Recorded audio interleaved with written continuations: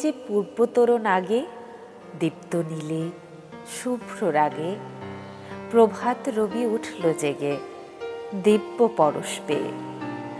নাই গগনে মেঘের ছায়া, যেন স্বচ্ছ স্বর্গকায়া, ভুবন ভরা মুক্ত মায়া, মুগ্ধ হৃদয়ে চেয়ে। অতীত নিশি গেছে চলে, চিরবিদায় বার্তা বলে, কোন আধারের গভীর তলে রেখে স্মৃতি লেখা। এসো এসো গো নবীন, চলে গেছে জীর্ণ মলিন, আজকে তুমি মৃত্যুবিহীন মুক্ত সীমারেখা। কবিতার শিরোনাম বর্ষ আবাহন এবং খুবই আশ্চর্যের বিষয়, কবিতাটি লিখেছেন জীবনানন্দ দাশ। আশ্চর্য এই জন্য বলা যে আমরা জানি জীবনানন্দ দাশকে আমরা উপমার কবি বলি এবং তার লেখা কবিতাগুলো একটুখানি গদ্য রীতির কবিতা হয়ে থাকে, উপমা ভিত্তিক কবিতা হয়ে থাকে। সেখানে ছন্দ রীতির যে মিশেলটি উনি ঘটিয়েছেন এটা আসলে খুব বেশি সচরাচর তার কবিতায় পাওয়া যায় না, বা খুব পঠিত যে কবিতাগুলো আছে সেগুলোতে পাওয়া যায় না। চমৎকার এই কবিতাটি বর্ষ আবাহন পড়লাম কারণ বর্ষাকাল চলছে।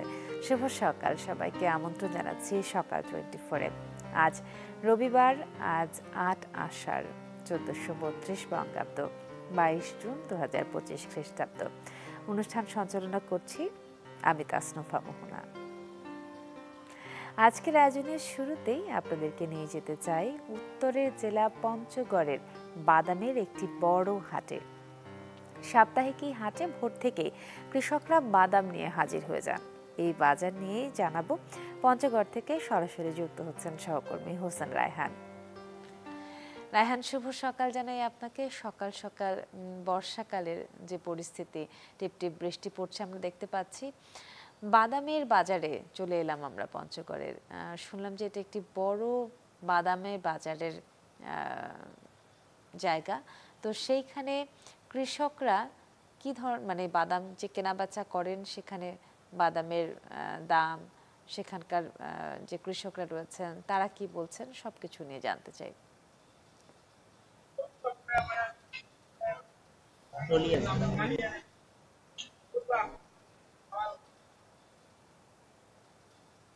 জি রায়হান।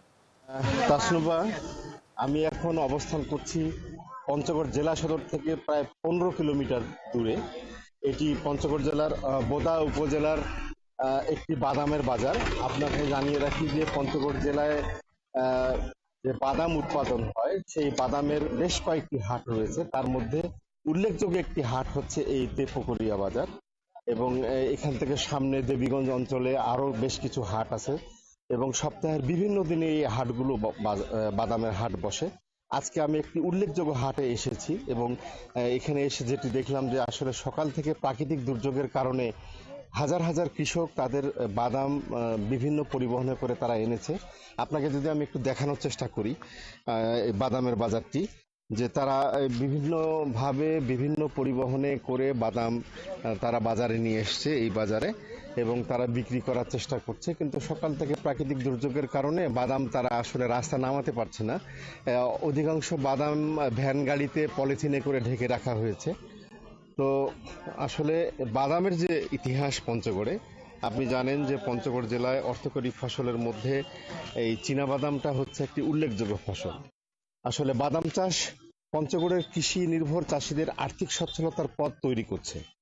আপনি জানেন যে অপেক্ষাকৃত লাভজনক হবার কারণে আগ্রহ বাড়ছে চাষীদের এবং প্রতি বছর চাষের পরিধি বাড়ছে। কিন্তু এখানে সাধারণ যে জায়গা জমি সেইটার পাশাপাশি নদ নদীর অববাহিকা পতিত জমি আবাদের আওতায় আসছে প্রতি বছর। অপেক্ষাকৃত উঁচু এবং বালি মাটি বাদামের জন্য অধিক ফলন দেয় এবং যার কারণে এই পঞ্চগড় জেলার 3টি উপজেলা দেবীগঞ্জ, বোদা এবং সদরে বিভিন্ন জায়গায় বাদামের আবাদ হচ্ছে। প্রায় 2 দশক ধরে বাদাম হবার কারণে দেবীগঞ্জ উপজেলায় কিন্তু বাদাম চাষকে ঘিরে একটা শিল্প গড়ে উঠেছে। প্রায় 2 শতাধিক বাদাম খসানোর মেশিন এখানে বসেছে।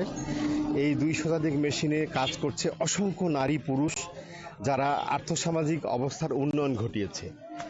আপনাকে জানিয়ে রাখি যে আসলে প্রতি বছর অর্থাৎ মৌসুমে 2 বার কিন্তু এই বাদামটা এখানে আবাদ হয়ে থাকে। একটি চাষি 8 থেকে 10,000 টাকা লাভ পাচ্ছে প্রতি মনে। গত বছর কিন্তু বাদামের যে বাজার সেটি কিন্তু ভালো গেছে।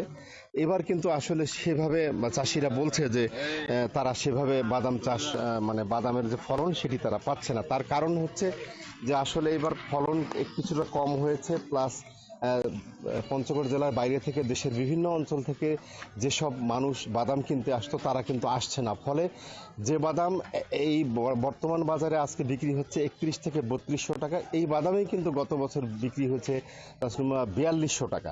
তো চাষিদের মধ্যে আক্ষেপ যে আসলে তারা এবার ফসলের মধ্যে আলুর দাম পায়নি, অন্যান্য সবজির দাম পায়নি, পাশাপাশি বাদামের যদি তারা দাম না পায় তাহলে চাষিরা, পঞ্চগড়ের একটা বৃহৎ চাষির অংশ কিন্তু আসলে আর্থিকভাবে ক্ষতিগ্রস্ত হবে। আমি জেলা কৃষি সম্প্রসারণ অধিদপ্তরের সঙ্গে কথা বলেছি। এবার চলতি অর্থ বছরে পঞ্চগড় জেলায় এই মৌসুমে প্রায় 20,000 হেক্টর জমিতে বাদামের আবাদ হয়েছে। বিশেষজ্ঞরা বলছে যে বাদাম চাষ এবং বাদামকে ঘিরে যদি একটা ভালো পরিবেশ তৈরি করা যায় তাহলে পঞ্চগড় জেলার অর্থ বাণিজ্যে এই বাদাম কিন্তু একটা মাইল ফলক হিসাবে দাঁড় হবে। তো রাজকুমার, এই ছিল পঞ্চগড় জেলার বোদা উপজেলার আপনার এই তেলিপাড়া তেপকুরিয়া বাজার থেকে বাদামের সর্বশেষ পরিস্থিতি আমার কাছে। রায়হান, অসংখ্য ধন্যবাদ আমাদের সঙ্গে যুক্ত হবার জন্য। পঞ্চগড় থেকে আমরা জানাচ্ছিলাম বাদামের হাটের খবরাখবর। এবার যেহেতু আটি আষাঢ় আজকে এবং বিভিন্ন জায়গাতেই হালকা বৃষ্টিপাত দেখা দিয়েছে, তাই চলুন এবারে আবহাওয়া বার্তা জানিয়ে দিচ্ছি। গেল 24 ঘন্টার আবহাওয়ার তথ্য, সেই সঙ্গে আজ সারাদিনের আবহাওয়ার পূর্বাভাস। ঢাকায় সর্বোচ্চ তাপমাত্রা 34.7 ডিগ্রি সেলসিয়াস এবং সর্বনিম্ন 27.5 ডিগ্রি সেলসিয়াস। রাজশাহীতে সর্বোচ্চ 34.6 এবং সর্বনিম্ন 26.2 ডিগ্রি সেলসিয়াস। রংপুরে সর্বোচ্চ 34.7 এবং সর্বনিম্ন 25.8 ডিগ্রি সেলসিয়াস।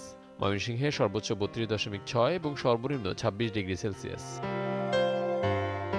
সিলেটে সর্বোচ্চ 30.8 এবং সর্বনিম্ন 25.1 ডিগ্রি সেলসিয়াস। চট্টগ্রামে সর্বোচ্চ 32.5 এবং সর্বনিম্ন 25.7 ডিগ্রি সেলসিয়াস। খুলনায় সর্বোচ্চ 33.8 এবং সর্বনিম্ন 27.2 ডিগ্রি সেলসিয়াস। বরিশালে সর্বোচ্চ 31.7 এবং সর্বনিম্ন 26.7 ডিগ্রি সেলসিয়াস। দেশের সর্বনিম্ন তাপমাত্রা বান্দরবানে 24 ডিগ্রি সেলসিয়াস এবং সর্বোচ্চ তাপমাত্রা চুয়াডাঙ্গায় 35.4 ডিগ্রি সেলসিয়াস। আজ রাজশাহী, রংপুর, ময়মনসিংহ ও সিলেট বিভাগের অধিকাংশ জায়গায় ও খুলনা, ঢাকা, বরিশাল ও চট্টগ্রাম বিভাগের কিছু কিছু জায়গায় অস্থায়ীভাবে দমকা হাওয়া সহ বিদ্যুৎ চমকানো হালকা থেকে মাঝারি ধরনের বৃষ্টি হতে পারে। রাজশাহী, রংপুর, ময়মনসিংহ ও সিলেট বিভাগের কোথাও কোথাও মাঝারি ধরনের ভারী বর্ষণ হতে পারে। আজ সারা দেশে দিনের ও রাতে তাপমাত্রা প্রায় অপরিবর্তিত থাকতে পারে। জানিয়ে দিলাম আবহাওয়া বার্তা। যারা অফিসে এবং বিভিন্ন কাজে বাইরে বের হবেন তারা নিশ্চয়ই সাবধানতা অবলম্বন করে তবেই বের হবেন। এবারে আম বাজারের খবরাখবর। গত সপ্তাহে আমরা জেনেছিলাম নাটোর, চাঁপাইনবাবগঞ্জ সহ বিভিন্ন জেলার হাড়িভাঙা, লক্ষণভোগ থেকে শুরু করে বিভিন্ন আমের বাজার সম্পর্কে, এবং সেই আমের বাজার ছিল নিম্নমুখী। আজকে রাজশাহী চাঁপাইনবাবগঞ্জে নিয়ে যাচ্ছি, সেখান থেকে যুক্ত হচ্ছেন সহকর্মী আনোয়ার হোসেন। জানাবো আম বাজারের খবরাখবর। আনোয়ার, শুভ সকাল আপনাকে। আমরা গত সপ্তাহে জেনেছিলাম যে আমের দাম তুলনামূলকভাবে গত বছরের থেকে এবছর অনেকটাই কম। সেটা ঈদের পরপরে আম যে তোলা এবং অন্যান্য কারণে হয়ে থাকে, যে কারণেই হোক হয়েছে, কিন্তু এখন এই সপ্তাহে আমের বাজারের পরিস্থিতি কোনো কি পরিবর্তন হলো?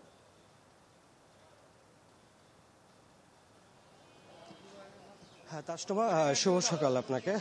ক্রেতা বিক্রেতাদের হাক ডাকে এখন মুখর আমের রাজধানী বলা যায়। এখন জমে উঠেছে চাঁপাইনবাবগঞ্জের আম বাণিজ্য। বাজারজাত হচ্ছে নানা জাতের সুস্বাদু সব আম। এছাড়া চলতি সপ্তাহে বাজারে এসেছে জিআই স্বীকৃতিপ্রাপ্ত ফজলি সহ গোড় ফজলি, কোহিতুর, গর্জিত সহ আরও কিছু নতুন আম। এই আমগুলো ভোক্তাদের কাছে বেশ জনপ্রিয় এবং সুমিষ্ট। পাশাপাশি গত সপ্তাহের তুলনায় চলতি সপ্তাহে বাজারগুলোতে বেড়েছে ক্রেতার সংখ্যাও। দেশের নানা প্রান্ত থেকে ব্যাপারী এবং ব্যবসায়ীরা ছুটে আসছেন জেলার কাঠসাট, রহনপুর, ভোলাহাট আম বাজারে।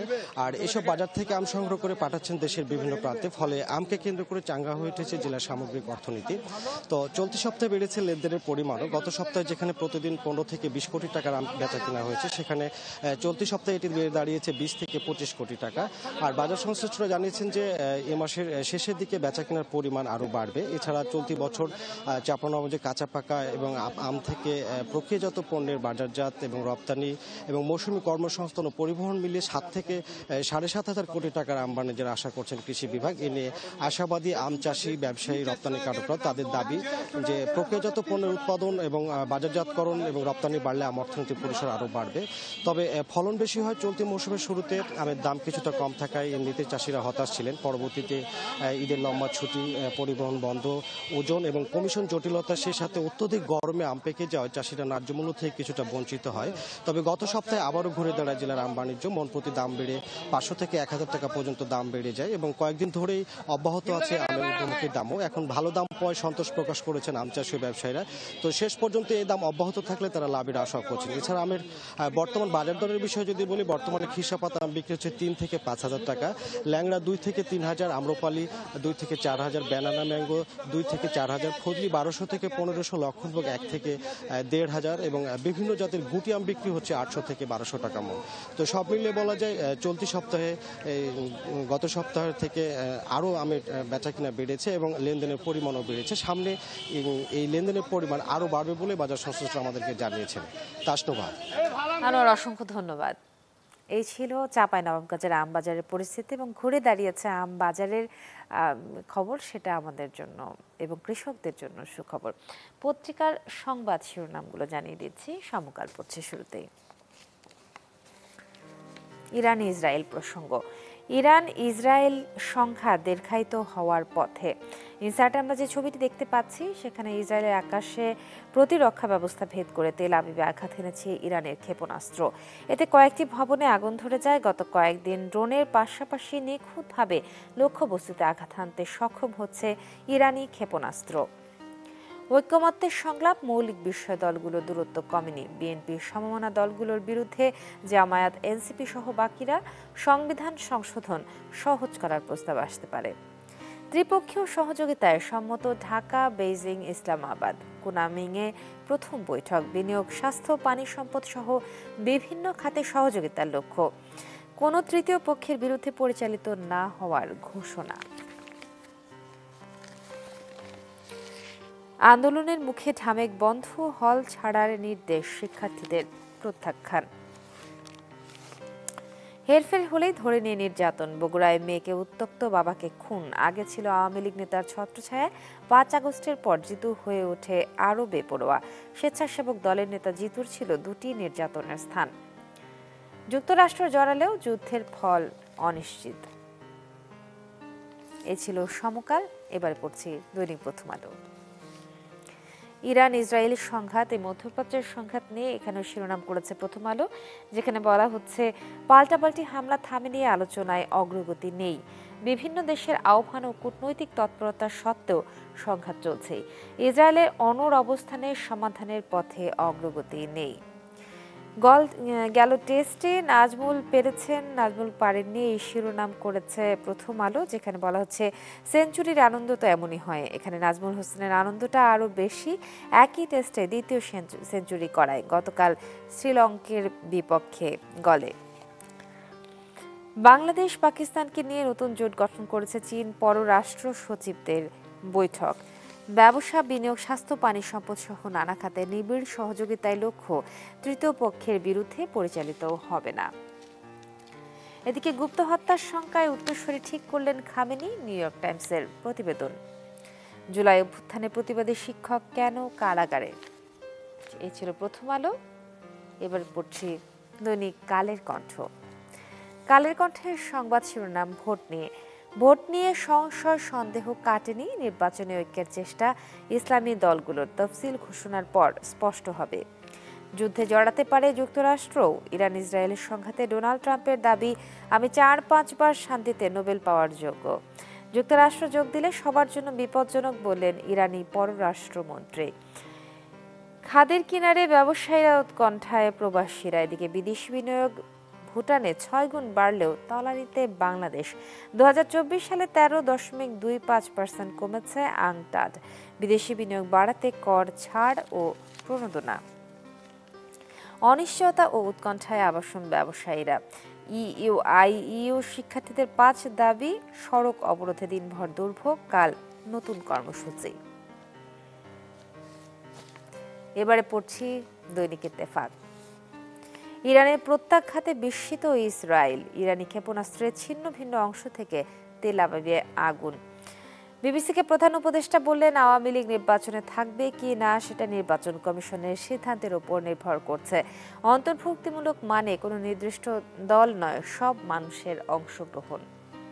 পশ্চিম প্রশান্ত মহাসাগরীয় অঞ্চলে যাচ্ছে 2 মার্কিন বোমারু বিমান। ইরানকে ঘিরে মধ্যপ্রাচ্যে সমরসজ্জা বাড়াচ্ছে যুক্তরাষ্ট্র। ঢাকা মেডিকেল কলেজ অনির্দিষ্টকালের জন্য বন্ধ, আজ দুপুরের মধ্যে হোস্টেল ত্যাগের নির্দেশ। এবং অ্যাপল, ফেসবুক, গুগল সহ অন্যান্য মাধ্যমের 1600 কোটি তথ্য ফাঁস। সর্বশেষ পত্রিকা পড়ছি যুগান্তর। নতুন ড্রোনে হতবাক ইসরায়েল, নবম দিনেও বড় হামলা ইরানের। ইসরায়েলি হামলায় ইরানে নিহত 400, আহত 3056। গাজাবাসীর আতঙ্ক, এবার ইসরায়েলে গুপ্ত হত্যার শঙ্কা, 3 উত্তরসূরি মনোনীত করলেন খামেনি। বিবিসির সঙ্গে সাক্ষাৎকারে ডক্টর ইউনূস বলেন, আমরা এখনো আওয়ামী লীগকে নিষিদ্ধ করিনি। লক্ষ্য আঞ্চলিক শান্তি, সমৃদ্ধি, স্থিতিশীলতা। বাংলাদেশ, চীন, পাকিস্তান ত্রিপক্ষীয় জোট গঠন। ফেব্রুয়ারিতে ভোটের মাধ্যমে মানুষের আশা পূরণ হবে, বিপ্লবী ওয়ার্কার্স পার্টির অনুষ্ঠানে মির্জা ফখরুল বললেন এই কথা। এবং প্রধান বিচারপতির রোডম্যাপ, বিচার বিভাগীয় সচিবালয় চায় সুপ্রিম কোর্ট। প্রধান উপদেষ্টা আজ সেমিনারে থাকবেন, বৈঠকটি টার্নিং পয়েন্টে, বললেন প্রধান বিচারপতি।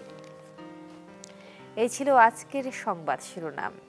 এবার নিচ্ছি ছোট্ট একটি বিজ্ঞাপন বিরতি। দেখছেন সকাল 24।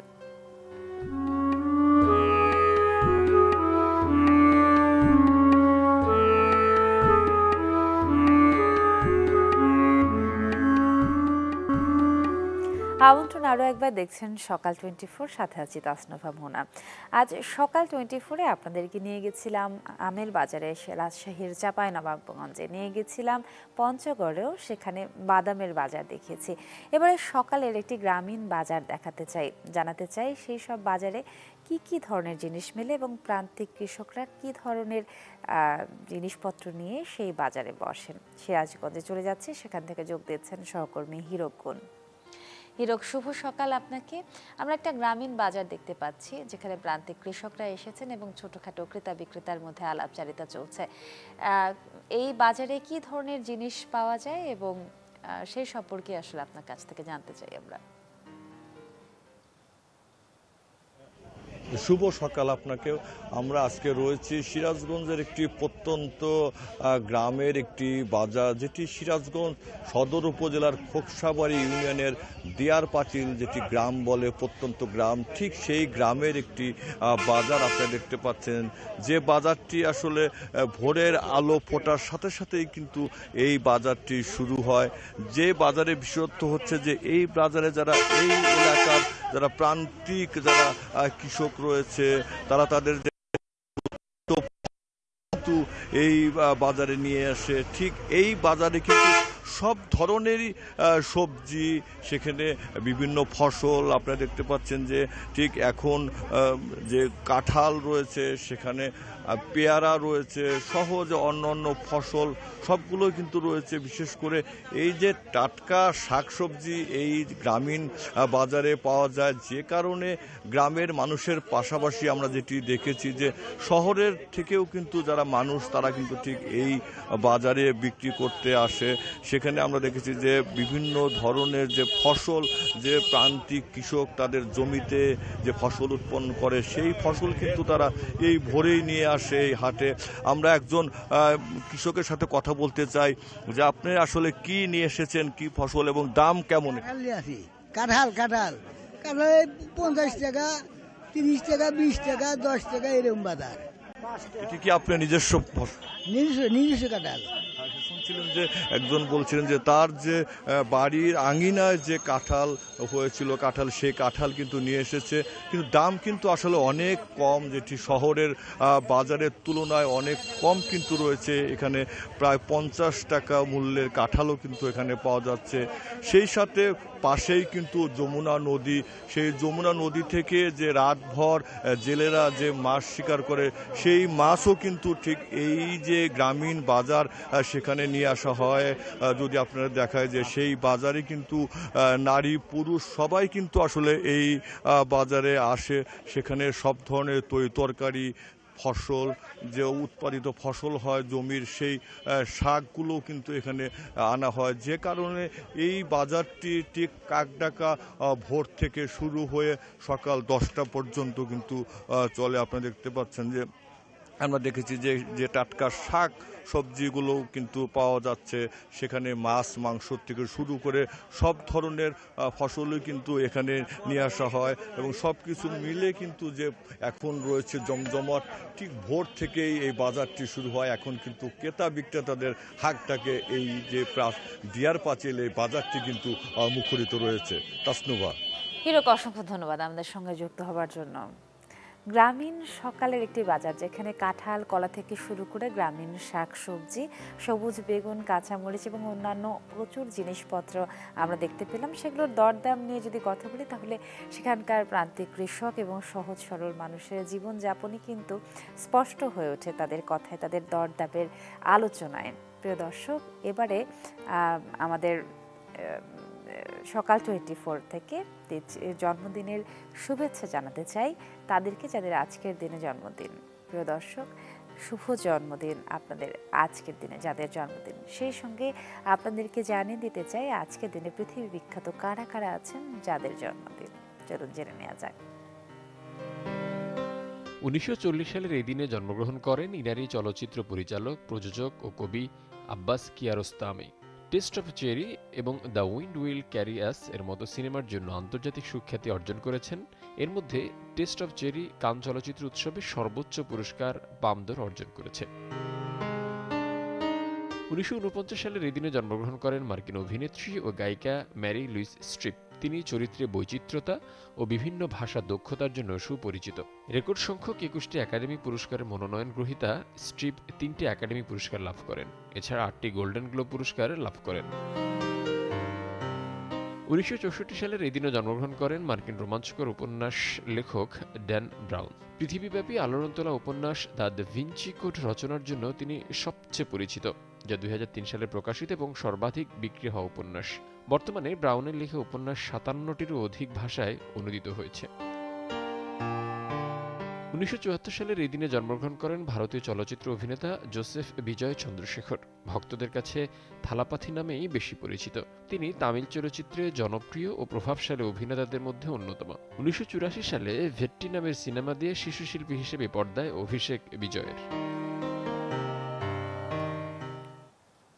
আরও একবার জানাই শুভ জন্মদিন। ষড়ঋতুর বাংলাদেশ, ষড়ঋতুর মতোই প্রতিদিন প্রতি মাসে অন্তর অন্তর আমাদের সকাল 24-এর বিভিন্ন খবরাখবর কিন্তু প্রকৃতির সাথে সাথেই পরিবর্তন হতে থাকে।